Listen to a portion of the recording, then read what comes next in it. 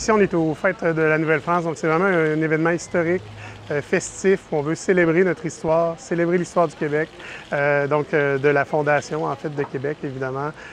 Donc, on va avoir des artisans sur place, on a de l'animation historique, donc des vulgarisateurs historiques qui vont être ici pour parler de métiers d'époque. On pense à un forgeron qui va être avec nous, des contrebandières aussi qui vont nous parler de la place des femmes dans la contrebande à l'époque de la Nouvelle-France. On a une scène bateau, on va présenter de la musique avec de la musique d'époque, de la danse, un conte dont vous êtes le héros, chansons à répondre. Donc, c'est vraiment un événement qui est très festif, mais qui se veut aussi un événement qui permet la transmission de notre patrimoine.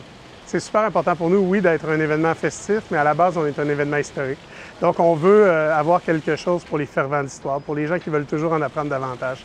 Donc, on a des conférences qui vont être présentées majoritairement au Cercle de la Garnison. On en a 7 sur 8 qui sont là-bas et on en a une qui va être présentée à l'Assemblée nationale également. Celle-là, elle va être gratuite.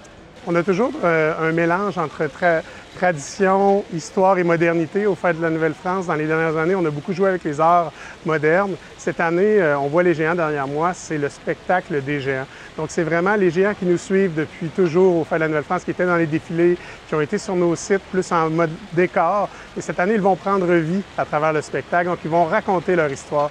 Donc, c'est vraiment c'est un spectacle audiovisuel qui a été créé spécialement pour l'occasion. Donc, projection sur l'Hôtel de Ville. Les gens avec des casques d'écoute vont pouvoir entendre. C'est des comédiens qui jouent et qui interprètent nos géants. C'est vraiment c'est un 30 minutes très condensé. Ça passe en coup de vent. C'est situé ici même au cœur de Québec, donc dans le Vieux-Québec.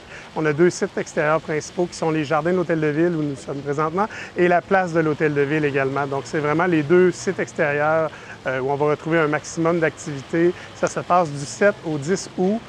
Donc, ça commence ce jeudi. C'est un événement qui est accessible gratuitement cette année. Donc, tous nos sites extérieurs sont accessibles gratuitement. C'est une belle nouveauté qu'on a cette année.